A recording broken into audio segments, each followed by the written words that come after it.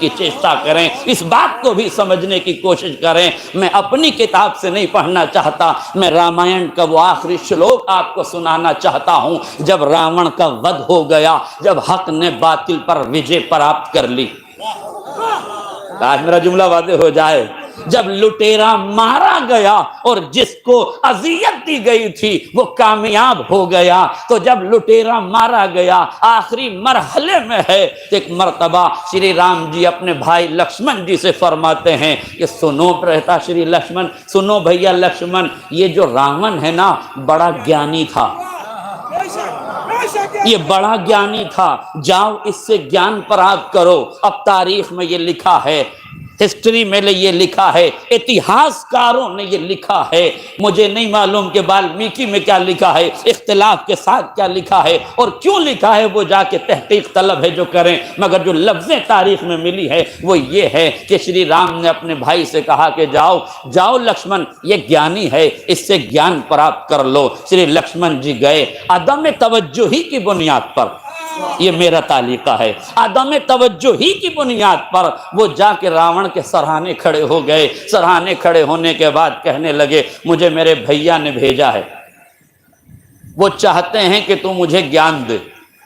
اس نے سر سے پیر تک دیکھا اور دیکھنے کے بعد کہا جاؤ، تمہیں تو ابھی گیان لینے کا طریقہ بھی نہیں آتا، میں تمہیں گیان کیسے پردان کر دوں۔ یہ سننا تھا۔ شری لکشمن جی واپس پلٹے، رام جی کی خدمت میں گئے اور مریادہ پروشتم شری رام جی سے کہنے لگے حضور اہنکار دیکھ رہے ہیں، مرتیو کے دوار پہ کھڑا ہے، جانکنی کے عالم میں ہے، لاسٹ مومنٹ ہے، جانے والا ہے، اس دنیا سے رخصت ہونے والا ہے، مرتی کے دوار پہ کھڑا ہے، مگر اہنکار دیکھ رہے ہیں، تکبر دیکھ رہے ہیں۔ اہنکار کا ترجمہ کر دوں، اہنکار دیکھ رہے ہیں، ایگو دیکھ رہے ہیں، ایٹیٹیوڈ دیکھ رہے ہیں، غرور دیکھ رہے ہیں، گھمنڈ دیکھ رہے ہیں۔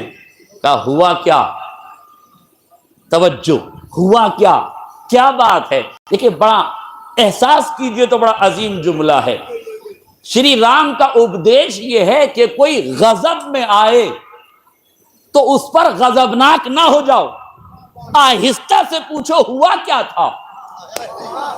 ہائے میرا جملہ واضح ہو جائے، یعنی غضبناک قوم کو خاموش کرنے کا جو رام راجیہ طریقہ ہے وہ شرافت ہے، شرارت نہیں،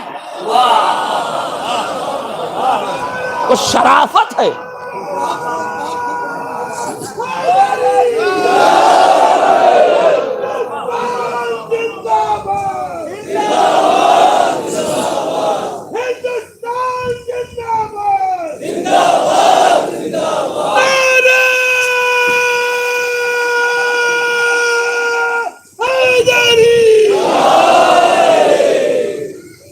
غور فرمایا آپ نے، فوراً انہیں شانت کیا، خاموش رہو تھوڑی دیر، اب بتاؤ ہوا کیا؟ کہنے لگے براتا شری مرتیو کے دوار پہ کھڑا ہے، مگر کتنا اہنکاری ہے، کتنا متکبر ہے، کتنا غرور میں مبتلا ہے، کہہ رہا ہے تمہیں تو ابھی شکشا پراپت کرنا نہیں آتا۔ شری رام مسکرائے، مسکرا کے پوچھا تم کھڑے کہاں تھے؟ تم کھڑے کہاں تھے؟ کہا میں اس کے سرہانے کھڑا تھا۔ کہا تو پھر غلط جگہ کھڑے تھے، گیان گرو کے چرنوں سے پراپت کیا جاتا ہے، تمہیں پائنتی کھڑا ہونا چاہیے۔ میرے عزیزوں یہ ہے رام راجیہ کی وچار دھارا کہ جہاں تعلیم حاصل کی جائے وہ مقام بھی لائق احترام ہوتا ہے۔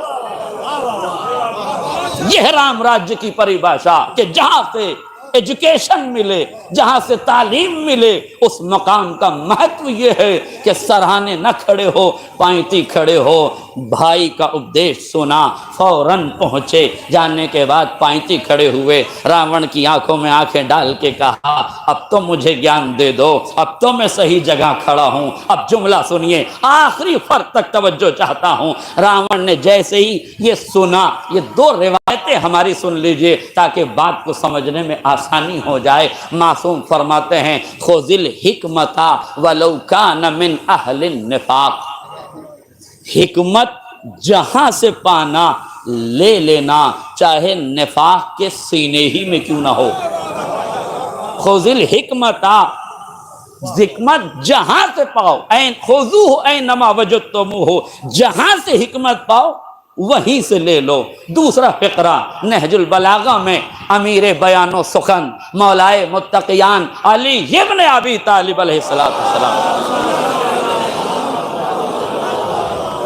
مولا فرماتے ہیں لا تنظر من قال بل انظر ماذا قال، دیکھو یہ نہ دیکھو کہ کون کہہ رہا ہے، میرا مقدمہ سنیے، یہ نہ دیکھو کہ کون کہہ رہا ہے، یہ دیکھو کہ کیا کہہ رہا ہے۔ یہ نہ دیکھو کہ راون کہہ رہا ہے، یہ دیکھو کہ راون کہہ کیا رہا ہے۔ آج میرا جملہ واضح ہو جائے، جیسے ہی شری لکشمن جی نے راون سے کہا کہ آپ گیان دے دو، تو کہنے لگا راون سنو لکشمن، مجھ راون کو ہزاروں دیوی دیوتاؤں کا وردان پراپت تھا، کسی طاقت میں اتنی طاقت نہیں تھی کہ میرا بال بیکا کرتا، مگر میں اس انجام کو پہنچا ہوں اپنے اہنکار سے۔ ہائے میرا جملہ واضح ہو جاتا، میں اس نتیجے پہ پہنچا ہوں اپنے ایگو کی وجہ سے، غرور کی وجہ سے، تکبر کی وجہ سے، گھمنڈ کی وجہ سے، انا کی وجہ سے، اہنکار کی وجہ سے۔ تو خیال رکھنا کبھی اہنکاری نہ ہو جانا۔ میں امت مسلمہ کو، پوری دنیا کے مسلمانوں کو، پوری دنیا کے حکمرانوں کو یہ بتانا چاہتا ہوں، جب گیانی کا اہنکار نہ بچا تو اگیانیوں کا اہنکار۔ نعرہ تکبیر، آخری آدمی کا ہاتھ اٹھانے، نعرہ تکبیر، نعرہ رسالت، ہندوستان، ہندوستان، اسلام، نعرہ حیدری۔ ایک صلوات پڑھ دے محمد اور آل محمد کو۔ ہندوستان تک ٹھیک ہے، بس ہندوستان۔ اہنکار کسی کا بھی نہیں بچے گا، اتنا بڑا گیانی تھا مگر اہنکار کی وجہ سے مارا گیا، اتنا بڑا گیانی تھا اپنے اہنکار کی وجہ سے ڈوب گیا۔ اس کا مطلب یہ ہے میرے عزیزوں، برا نہ مانیے گا، میں یہ نہیں کہہ رہا ہوں کہ حجاب کے خلاف ریلیاں نکالو، حجاب کے خلاف ریلیوں کی ضرورت نہیں ہے، اپنی بچیوں کو باحجاب بنا دو، اپنی بچیوں کو باحجاب بنا دو، اس لیے کہ حجاب انسانی نظریہ ہے، حجاب ہندوستانی سبھیتا ہے، یہ اسلامی نظریہ بعد میں ہے، ہندوستان کی سبھیتا پہلے ہے۔ دیکھیں کچھ چیزیں فطرت میں ودیت کی گئی ہیں۔ امریکہ نے ایک گڑیا بنائی جس ڈال کا نام رکھا باربی ڈال، بہت سے لوگ جانتے بھی ہوں گے اس سلسلے میں۔ امریکہ نے باربی ڈال کیوں بنائی؟ تاکہ ایران میں بے حجابی کو عام کر دیا جائے، لہذا اپنا پروڈکٹ بنا کر بھیجا گیا ایران کی جانب۔ ایران میں جیسے ہی باربی ڈول پہنچی، ذرا سے اثرات ہونے لگے، بے حجابی کا پیمانہ چھلکنے لگا، مگر جو دیندار معاشرہ تھا، مذہبی معاشرہ تھا، مذہبی معاشرہ دو رخی نہیں ہوتا۔ دیکھیں برا نہ مانیے گا، میں چھوڑتا کسی کو نہیں ہوں، مذہبی نظریہ رکھنے والے، مذہبی وچار دھارا رکھنے والے دوغلے نہیں ہوتے، ان کے یہاں جو مجلس کا پردہ ہے وہی شادی کا پردہ ہوتا ہے۔ آئے میرا جملہ واضح ہو جاتا، جو مجلس کا پردہ ہے وہی شادی کا پردہ ہے، اس لیے کہ جہاں حجاب ہوس سے بچنے کا ذریعہ ہے تو مجلس سے زیادہ ہوس شادی کی ہے، اس لیے وہاں سے بھی بچنا ضروری ہے۔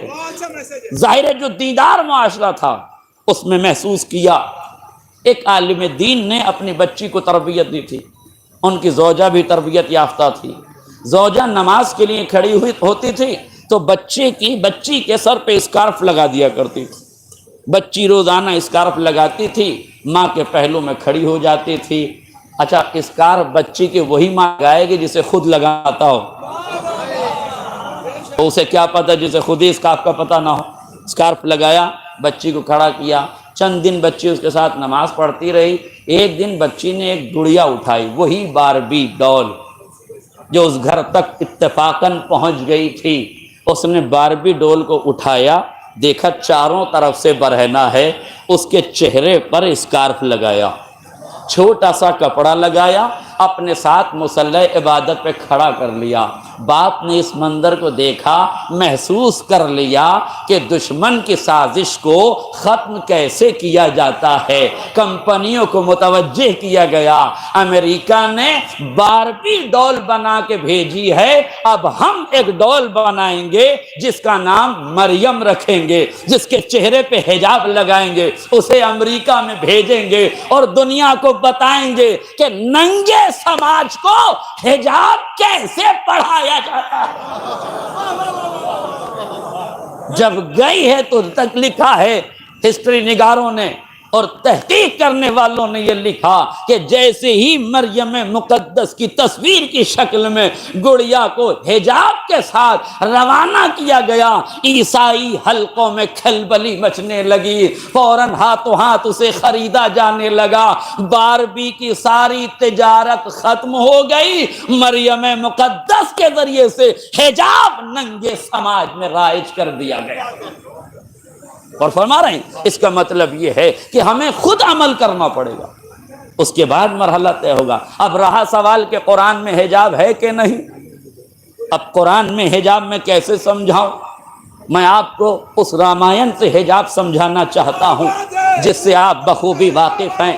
تو آپ جانتے ہیں جب محترمہ سیتا میاں کا اپہرن کیا گیا تو راون سادھو کے لباس میں آیا، وہ جو لکشمن ریکھا کھینچی گئی تھی اسے ایک لمحے کے لیے حالات کی مجبوری سے کراس کیا گیا. میرے عزیزوں میرے جملوں پہ توجہ کیجیے گا، میں اپنے ہر لفظ کا ذمہ دار ہوں مگر کسی کے ذوق سماعت کا ذمہ دار نہیں ہوں، میں اپنے لفظوں کا ذمہ دار ہوں. اہل علم تشریف فرما ہے، قسم خدا کی آسمان علم کے سارے ستارے تو آج اس بزم مدحت میں جمع ہو گئے. علماء کرام کا مجمع ہے، یہ ستارے علم کے چمکتے ہوئے افراد یہاں بیٹھے ہوئے ہیں. طالب اصلاح رہوں گا ان بزرگوں سے. ایک صلوات پڑھیں محمد اور آل محمد. مرحوم فیروز حیدر صاحب قبلہ نے بڑا خوبصورت جملہ کہا تھا، اگر میری ماؤں بہنوں تک یہ جملہ پہنچ جائے تو میں سمجھوں گا میری مجلس کا حق ادا ہو گیا. وہ کہتے تھے شری لکشمن جی نے ایک ریکھا کھینچی تھی، اگر مجبوری میں بھی اس ریکھا کو پار نہ کیا گیا ہوتا تو اتنی بڑی رامائن عالم وجود میں نہ آتی. اس کا مطلب ہے کہ عورت کو اپنے کردار کی سیماؤں کو پہچاننا چاہیے، اس دائرے کے حدود کا اسے خیال رکھنا چاہیے، ورنہ مجبوری میں نکالے جانے والا قدم بھی مصیبتوں کو دعوت دینے سے نہیں روک سکتا. نتیجہ یہ ہوا کہ جب یہ اپہرن ہو گیا، تاریخ میں لکھا، والمیکی رامائن میں بھی اس کا ذکر موجود ہے کہ جب یہ اپہرن کر کے راون چلا تو محترمہ سیتا چونکہ ایک ذہین اور سمجھدار خاتون تھی اور محترم خاتون تھی، اور ایسی احترام اور محترم خواتین کا ہم تہے دل سے، ہردے کی گہرائی سے ان کا احترام کرتے ہیں، کرنا چاہیے. صاحب شعور کی ذمہ داری ہے کہ ہر مذہب کے بزرگوں کا احترام کرنا سیاست نہیں سکھاتی، شرافت سکھاتی ہے. کرنا چاہیے، شرافتوں کے پیمانے چھلکانے چاہیے. لہذا محترمہ ذہین تھی، اس لیے انہوں نے اپنی کبھی انگوٹھی اتار کے پھینکی، کبھی اپنا کڑا اتار کے پھینکا، کبھی اپنی جوتی اتار کے پھینک دی. کیوں؟ تاکہ پیچھے آنے والوں کو محسوس ہوتا رہے، نشانیاں اور یہ علامتیں انہیں ملتی رہیں. لہذا جب یہ ہو گیا، ادھر شری رام جی، شری لکشمن جی، ہنومان جی کے ساتھ تینوں آدمی ڈھونڈنے کے لیے نکلے. تو اب رامائن میں یہ لکھا ہوا ہے کہ ہنومان جی نے انگوٹھی اٹھائی، لکشمن جی سے کہا یہ کس کی ہے؟ کہا یہ میری بھابھی کی ہے. پھر آگے چل کے انہوں نے کڑا اٹھایا، پوچھا یہ کس کا ہے؟ کہا یہ بھابھی کا ہے. آگے چل کے انہوں نے پیر کی جوتی اٹھائی، کہا یہ کس کی ہے؟ کہا یہ میری بھابھی کی ہے. آگے چل کے انہوں نے چوتھی چیز جو اٹھائی وہ ناک کی ایک نتھ اٹھائی. ناک میں پہنے جانے والا ایک وستو یا نتھ جسے کہتے ہیں، نتھنی جسے کہتے ہیں، اسے اٹھایا. اور اٹھانے کے بعد شری لکشمن جی کو دیکھ کہا آپ اسے پہچانتے ہیں؟ انہوں نے کہا نہیں میں اسے نہیں پہچانتا. میں اسے نہیں پہچانتا۔ شری رام جی نے دیکھا اور کہا کہ یہ تمہاری بھابھی کی ہے، پرنتو تم کیوں نہیں پہچانتے؟ اب شری لکشمن جی کا جملہ ہے، اگر کسی کے سمجھ میں آ جائے تو بہت بڑی بات ہے۔ وہ فرماتے ہیں برہتا شری، میں اپنی مریادہ کی سیماؤں کو جانتا ہوں، میرا دھرم مجھے بھابھی کے چہرے پہ نظر کرنے کی اجازت نہیں دیتا۔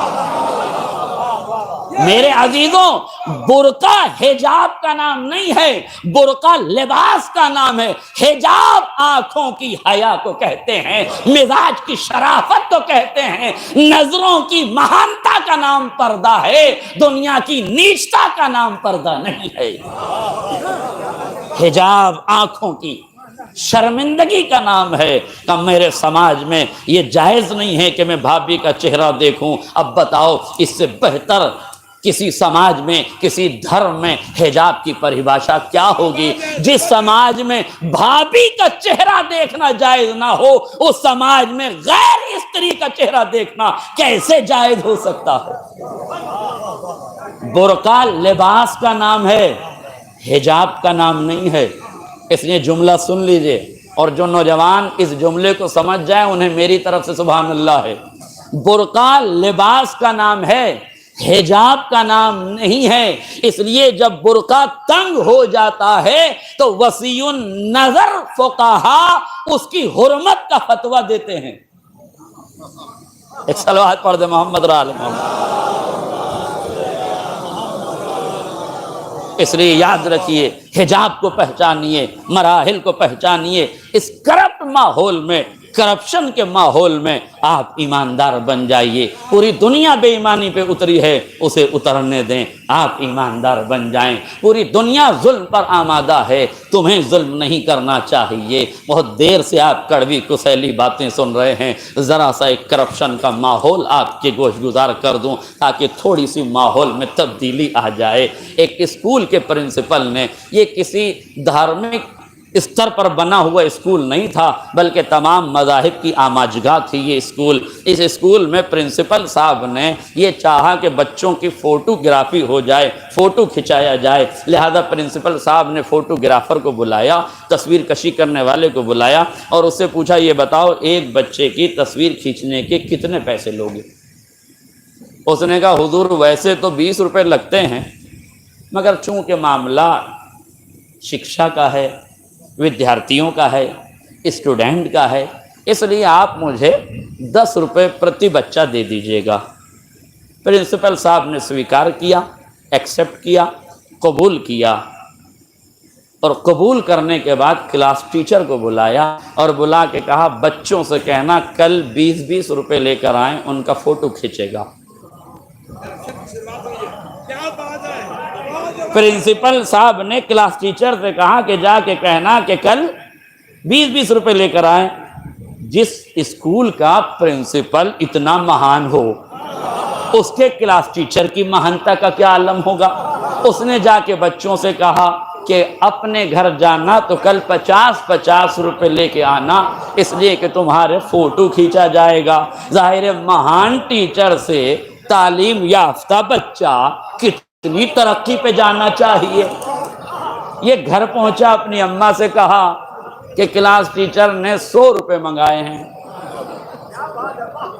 کہا اچھا 100 روپے منگائے ہیں، ٹھیک ہے کوئی بات نہیں۔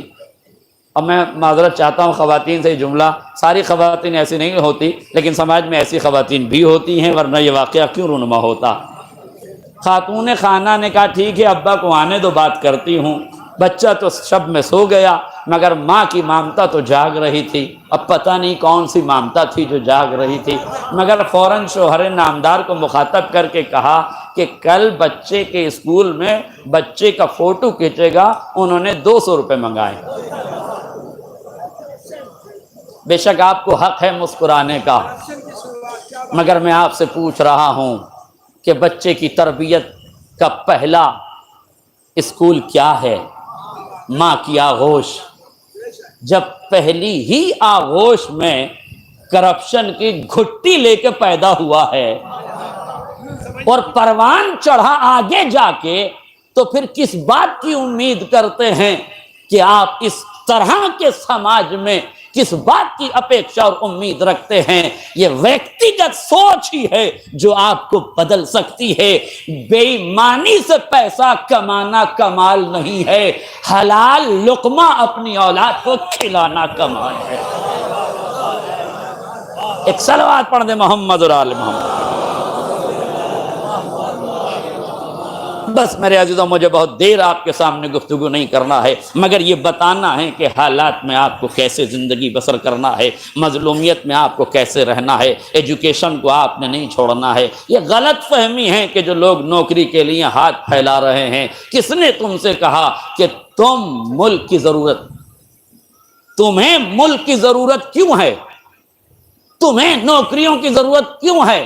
اپنا کردار ایسا نہ بناؤ کہ تمہیں حکومت کی ضرورت ہو، اپنا معیار علم اتنا بڑھاؤ کہ حکومت کو تمہاری ضرورت ہو۔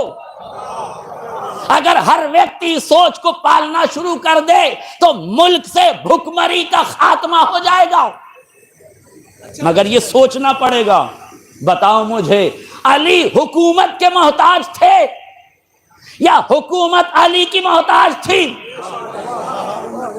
علی حکومت کے محتاج نہیں تھے، اس لیے جب غدیر میں حکومت ملی اور عرب کی نادانی نے حکومت لے لی تو علی نے تلوار نہیں دکھائی، کردار دکھایا۔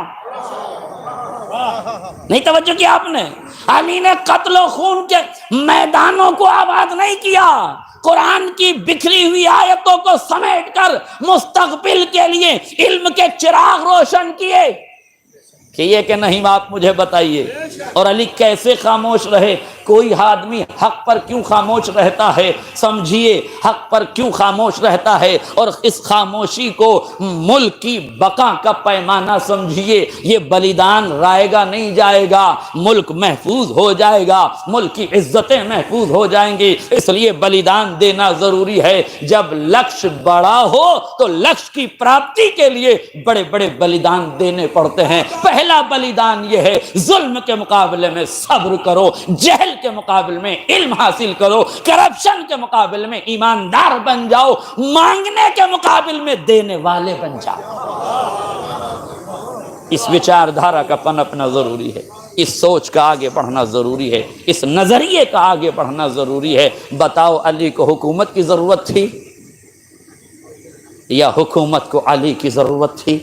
علی خاموش کیوں تھے؟ بڑا پرانا واقعہ ہے، مگر نئے انداز سے سنانے کی کوشش کروں گا۔ دو عورتیں لڑتی ہوئی آئی، ایک نے کہا بچہ میرا ہے، ایک نے کہا بچہ میرا ہے۔ علی نے کہا تلوار لاؤ، دو ٹکڑے کریں، آدھا اسے دے دو، آدھا اسے دے دو۔ ماں ہونے کا دعویٰ تو دونوں کر رہی تھی، مگر مامتا اس کی جاگی جو اصلی تھی۔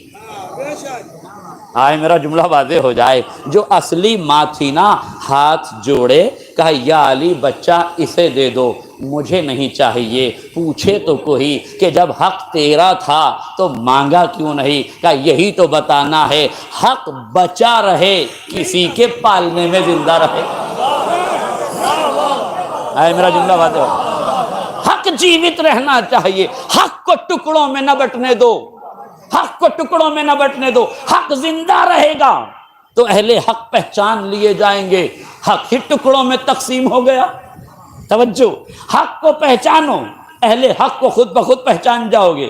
یہ نہیں کہ اہل حق کو پہچانو، حق کو پہچانو، اہل حق کو خود بخود پہچانو گے۔ دونوں ہیں، دعویٰ کر رہی ہیں، وہ کہہ رہی میرا بیٹا ہے، وہ کہہ رہی میرا بیٹا ہے۔ علی نے کہا تلوار لاؤ، تاریخی جملہ ہے، جو سمجھ جائیں انہیں میری طرف سے سبحان اللہ توجہ کیجئے گا۔ علی نے کہا تلوار لاؤ، دو ٹکڑے کرو، آدھا اسے دے دو، آدھا اسے دے دو۔ حقیقی ماں چیخ اٹھی، یا علی بچہ مجھے نہیں چاہیے، اسے دے دو۔ یہ بھی ماں کا دعویٰ کر رہی ہے، یہ بھی مامتا کا دعویٰ کر رہی ہے، مگر رشتوں کو کٹنے پہ تیار کون ہو گئی؟ رشتوں کو بچانے کے لیے بلیدان دینے پہ تیار کون ہو گئی؟ سماج میں ایسی ماؤں کو پہچان کے سلام کرو۔